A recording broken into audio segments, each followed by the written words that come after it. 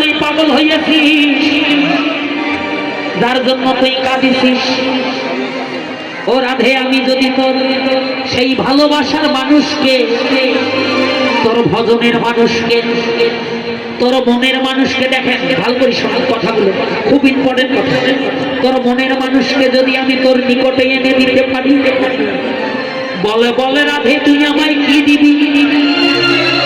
বলা মাত্র রাধারানী দুটি নয়নের জলে কেঁদে কেঁদে বলছে, তুলসী, ও তুলসী, এই বৃন্দাবনে আমার মতো ভিখারি আর কেউ নাই। আমি রাজনন্দিনী হইয়াও ভিখারি, আমার মতো কাঙ্গালিনী কেউ নাই। তুলসী,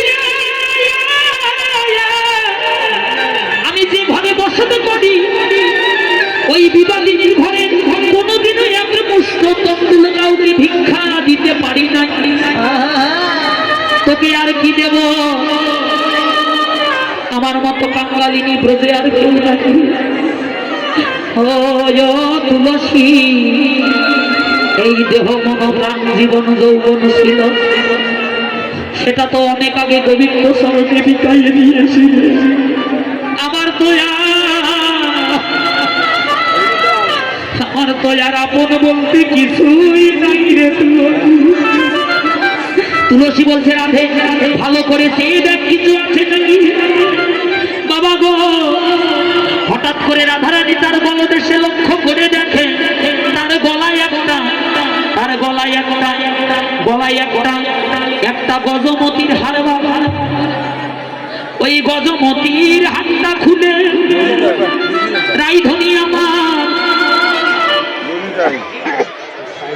গজমতির হাতটা খুলে তুলসীর সম্মুখে ধরেছে। বাবা, ও তুলসী, ভালো করি শোন তুলসী, যদি তুই আমার গোবিন্দকে এনে দিতে পারিস, এই গজমতির হাতটা জনমের মতো তোকে দিয়ে দেব। তুলসী দুটি নয়ন জলে কেঁদে কেঁদে করজোরে করে বলছে, রাধে গো, ও রাধে, রাধে গো, তোর কাছে আমার এই মিনতি রাধে। রাধে গো, তুই আমায় কি দিতে চাইলি? কি দিতে চাইলো বাবা? গজমতির হাত।